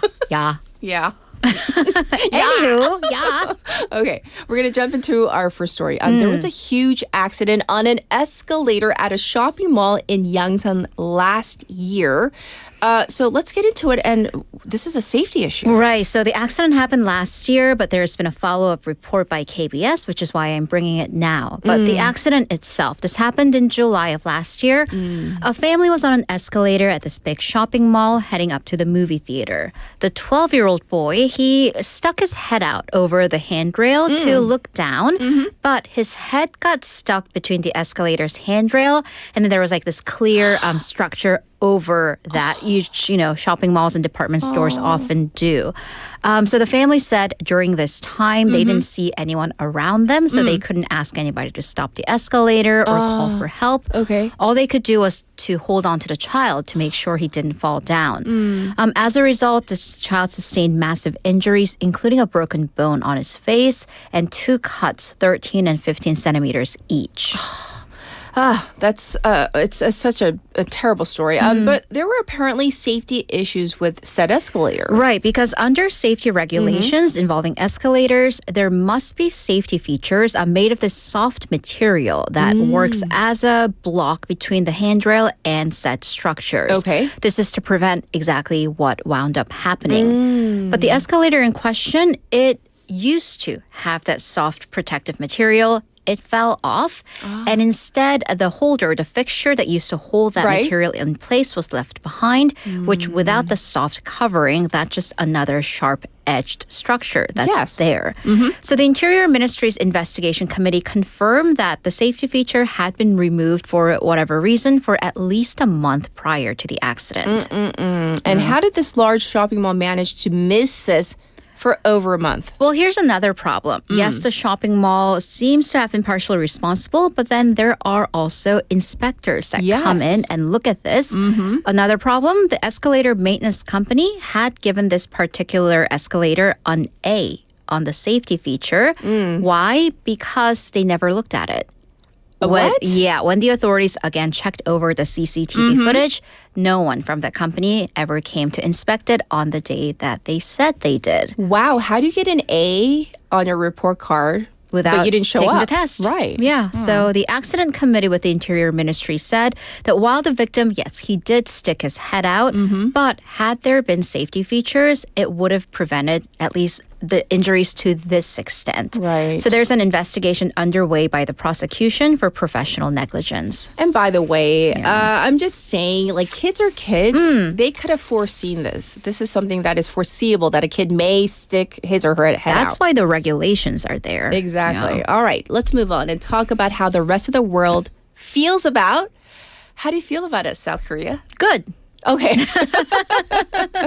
Overall, good. Okay. About a B, a solid B. 82% of global citizens have positive associations with South Korea. So this is according to the Culture Ministry's South Korea National Image Survey. They do this every year over foreign nationals. The figure of 82.3% to be specific, the highest ever since the survey began back in 2018. Okay. The survey, by the way, was conducted last October over 13,000 people from 26 countries. Why are we not at 90? I'm sorry, it bothers me. Anytime we're not at an A, I'm like, why? It gets me nervous. Well, Okay. not even 90. That's an A minus. At least it's solid 95. All right. Which country or countries saw South Korea in the most favorable light? I'm going to take you to the United Arab Emirates, which gave us a solid A, 94.8%, followed by Egypt at 94%. The Philippines, Turkey, India, and South Africa rounding up the top 5. Really? Notable increases from the United Kingdom and Thailand, with favorability from Brits and Thais soaring by over 9 points in just a matter of a year. Another important factor, increased favorability from our neighbors, China and Japan. Although still at 62% for China, 42% from Japan, respectively. But keep in mind, this is all about how much we improved. Okay. Back in 2018, when this survey began, only 20% of the Japanese citizens surveyed had favorable ratings for South Korea. Did you see my face? Like, if you're in no time, it went from like smiling to like crestfallen in just like 2 seconds. And by the way, Tris Master makes a great point. The dangerous escalator got a higher grade. Escalator got an A. Got an A. We got an 82. Well, I'm sure I can guess what drove up this favorability. K-pop, Yeah. K-dramas, K-films, K-everything. Cultural contents accounting for 45%, especially amongst Asian countries. Also, tech, cutting-edge technology, categories like modern life and culture, products and brands, and economy also playing a big part, especially in Middle East and Africa. The survey also talked to those who are not only abroad, but heavily involved in South Korean society, including international students and foreign journalists who are living here. And they actually had a more in-depth insight, one favorability being resilience of South Korean democracy. Yeah. That's deep. All right. So until we get a solid A, we will keep on trying, right? Let's move on to some international news. Some people partake in the polar bear plunge, not Haley nor I, but diving into the ocean in January for a variety of reasons. And again, Russian President Vladimir Putin showing off his health via, this tradition. Right. It's like it's a yearly thing now. It's a yearly thing, but the man's 73 years old. Oh. Which I'm like, do you have a doctor's note telling you it is okay? So yeah, Vladimir Putin took yet another dive into, and these are icy Russian waters as a part of religious tradition, actually. So this is a part of the Orthodox Epiphany holiday, where that dive is symbolic of washing away your sins and purifying yourself for the new year. So some within the Russian government posted this video of Putin, who is shirtless and he is submerged in water, and comments about how fit he seems to be, especially for his age. And the post came with a call from Russia's special envoy to, quote, unite against evil by sharing in this Epiphany Dive. Okay, so how should we read into this message? Right, so Kirill Dmitriev issued a call to defend Russia's traditional Christian values, and many pundits are interpreting this as a message implying this against this moral decay of the Western world. So some received the call positively in some circles for spiritual claims, clarity, but many are saying that it's probably political propaganda and ideological messaging. Interesting. I know everybody keeps on saying, why do you say, I can't say anything else, so I always say, I see or interesting because I cannot comment. Take a drink every time. Yes. Cat says interesting. Well, we'll check in with you tomorrow. Thank you for all the stories, Haley. Thank you. We are ready for another hashtag 26 throwback song, Sorry by Justin Bieber.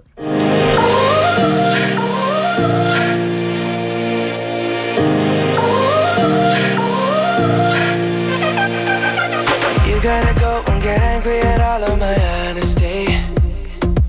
You know I try, but I don't do too well with apologies. I hope I don't run out of time, cause someone call a referee. Cause I just need one more shot, have forgiveness. I know you know that I made those mistakes maybe once or twice. And by once or twice I mean maybe a couple of 100 times. So let me redeem or myself tonight. Cause I just need one more shot, second chances. Yeah. Is it too late now to say sorry? Cause I'm missing more than just your body. Oh, is it too late now to say sorry? Yeah, I know that I let you down. Is it too late to say sorry now?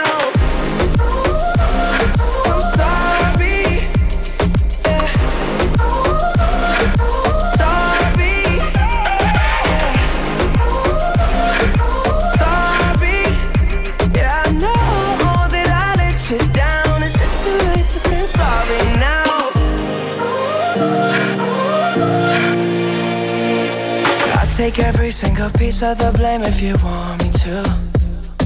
But you know that there is no innocent one in this game for two. But I go, and then you go out and spill the truth. But can we both say the words and forget this? Yeah. Is it too late now to say sorry? Cause I'm missing more than just your body. Oh, is it too late now to say sorry? Yeah, I know that I let you down. Is it too late to say I'm sorry now? I'm not just trying to get you back on me. Cause I'm missing more than just your body. Is it too late now to say sorry? Yeah, I know that I let you down. Is it too late to say I'm sorry now?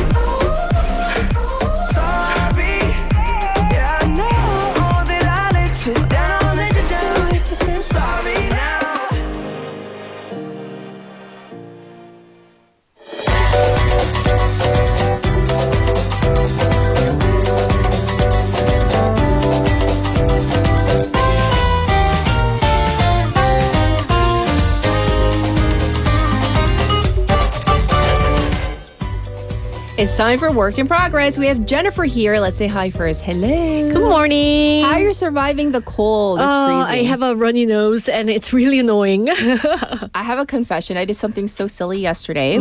A student that I mentor, he wanted to play badminton. Oh. And I said, in this weather? He's like, oh, can we go just out for a few minutes? So we went out.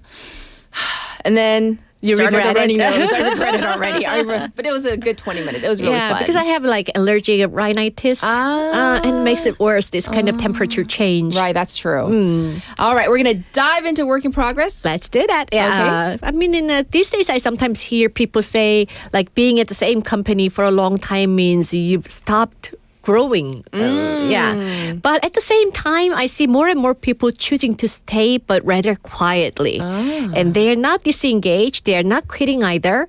So I thought we should talk about this idea of quiet staying. There's a quiet staying? Quitting. I was like, there are so many new words. New terms. Quiet staying. Is it kind of just like you're just there? I don't get it. Different. Quiet staying isn't about doing less work. It's about staying without burning out. Okay, so that's very different from quiet quitting. Yeah, it is. Quiet quitting is about pulling back because you've checked out mentally. Quiet staying is a conscious decision to remain, but with the recalibrated expectations. Okay, so you are staying, you haven't checked out, but you're just doing it in a different way. Yeah, right. People who are quietly staying still do their jobs. They meet deadlines, they take a full responsibility. Yes. But they just stop overextending themselves or go extra mile to prove commitment. Okay, so I guess no more like, performing dedication. Yeah, you feel like you don't need to prove it. I can see how that might be misunderstood at workplace. Sure. So in terms of this, can you tell us more? Because people might kind of misconstrue this. They might misunderstand. Yeah, it actually happens. But these terms are very different. Right. Like being a free rider or Quiet staying is frequently mistaken for doing the bare minimum. Right. Or even being a free rider. But these are so different. A free rider avoids responsibility. Yes. Someone doing the bare minimum has mentally checked out. Quiet stayers haven't. That's the big difference. So they are still choosing to be there. So I think we need more information about quiet staying. Yeah, quiet staying sounds more like this. I will stay. I will do my job well. I take full responsibility, but I won't make sacrifice. I won't sacrifice my health or identity just to look committed. Oh, okay. So there's less performance. Actually, that sounds very intentional. Oh, yeah. And some might say even wise because ultimately, if you're sacrificing your health or identity to appear committed to show your superiors or whomever, your teammates that I'm so committed. If you're overdoing it, ultimately you might burn out or you might, come down with something or you might want to quit. In old days, people used to stay at work until late hours to just prove themselves, to show that they are working hard. Yes. But that's not happening anymore. And that's why this quiet staying is showing up more frequently. I see. It does make sense. Okay, so... it's because people have learned something over the past few years or past 10 years, 20 years. They've learned that constantly giving more doesn't always lead to better outcomes. Or necessarily even better lives. Exactly. And many people try switching jobs, but they discover that a new company doesn't automatically mean a healthier culture. The new company doesn't mean that the problem is solved. That's true. So instead of leaving for another company, maybe they're just learning how to adjust in a new way. Right, exactly. They recalibrate how much energy they give, not out of laziness, but out of realism. They're being realistic. Yes, so I think that does kind of reframe this whole idea of staying in a very different light. So this is so different from quiet quitting. And this isn't just happening in Korea. Okay. Globally, we are seeing different attitudes towards work and loyalty. I'm sure, especially when it comes to long-term commitment. Oh, yeah. People are, they just want to stay away from whether it's a relationship or with work, a long commitment. Yeah. Yes. Well, in many European cultures, staying without over-identifying with work has been been normal. Yes. Well, work is part of life, but not everything, not the center of it. Okay, so that's in Europe. But what about other regions? Well, in the U.S. and parts of Asia, the shift is newer. compared to European countries, Okay. but growing fast, especially after people experience the remote work and different rhythms of life. Yes, and I feel like we cannot put the genie back in the bottle. No. Like, we all had a little taste of remote work, and it's very different and difficult to like go back to like what it was like before pre-pandemic, right? Exactly. People don't want constant urgency anymore, and they want sustainability. Okay. I'm sure that some people, especially managers, they might still get confused though. Yeah, executives may get different feelings. They may have different opinion about this, but many leaders still look for visible enthusiasm. That's the problem. Extra hours, emotional language, constant availability, like this kind of attitude. I will do my best. I will go extra mile. Right, I will die for the company. Yeah. Like that kind of mentality. And then when they don't see that, it's kind of like... yeah, they assume like disengagement. That's the problem. That's the challenge. But quiet stayers are often the most reliable people on the team, surprisingly. Yeah. Yes. I actually think this is true. Even though on the outset, they don't seem like, all gung-ho or overly enthusiastic, right? Yeah, but they perform responsibility. That's the most important thing. And there's another important distinction, right? Yeah, a very important one. Because when when quiet staying is misread, something risky happens. And then that's when people will want to leave. Yeah, exactly. People who were planning to stay start looking elsewhere.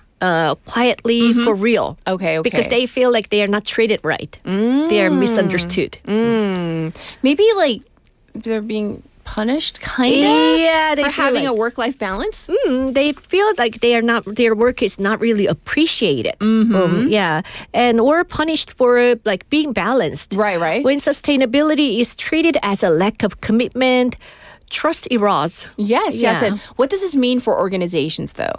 It means we need to rethink how we define commitment. Stop measuring it by exhaustion. So start measuring it by consistency. I like that. Stop measuring my work by how exhausted I am. Yeah, you don't always have to say, I'm so tired. I'm so exhausted because I worked late hours, Well, that's a big mind shift, right? Yeah, I mean, it is, yeah. Especially for leaders who grew up in always on cultures. like it's like the smiles plastered on, the enthusiasm is on, and you're always like on mode, right? Yeah, we know what it's like. Yeah. Well, what about for individuals who are listening right now? What would you like to say? Well, quiet staying isn't about hiding. It's about being clear and responsible. And especially about what you can realistically sustain. Because I think sustaining, that's the important part. It's not just like a one-time, like one project and you're done. Usually for work, I mean, you gotta, there are webs and flows and ups and downs. It's more long-term, right? Yes, it's not just one project. So clear boundaries are important. Let's be clear about what we can sustain, clear about what kind of professional you want to be long-term, not just this moment. Right. Did I say, I meant ebbs and flows, but anyways, yes, take out the W. Yeah. Well, I like this. It does sound like we need a little bit more of maturity, not just from the person, the worker, but also maybe the managers, the people in charge. To kind of realistically be able to pinpoint whether a person might be a quiet quitter or just, as you say, quiet staying.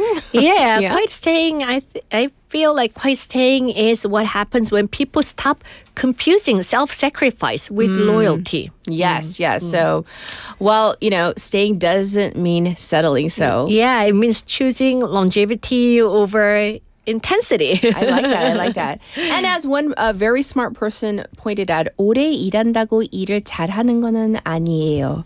라고 anonymous. I'll just leave it at that. Well, we're going to wrap it up for today, but thank you so much for coming in and giving us another very interesting work in progress. We'll check in with you next week. Will do. Bye-bye. Everybody, this was Jennifer. And now it's time to sign off for this what day is it? Wednesday? Is it Wednesday already? Yes, Wednesday morning. So we're going to end it with this one, Scar Tissue by the Red Hot Chili Peppers. Have a warm day. Bye, everybody. Scar tissue that I wish you saw. Sarcastic Mr. Know-It-all. Close your eyes and I'll kiss you with the birds I'll share. With the birds I'll share this lonely view. And with the birds I'll share this lonely view. And push me up against the wall, young tuck girl in a push-up bra. I'm falling all over myself to lick your heart in case you're here. 'Cause with the birds I share this lonely view. And with the birds I share this lonely view. And with the birds I share this lonely view.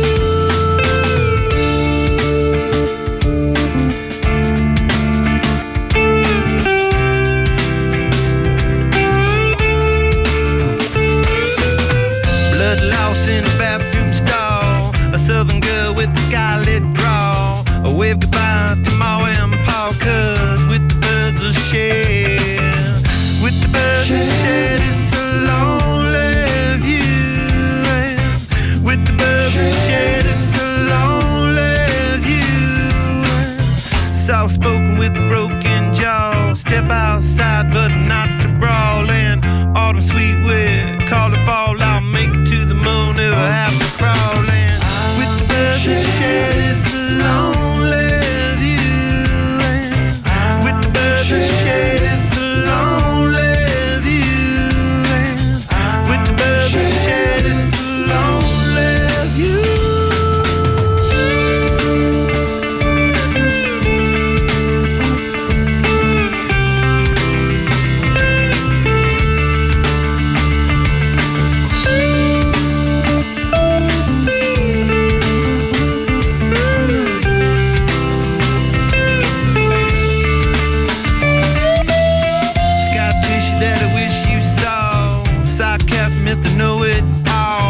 Close your eyes and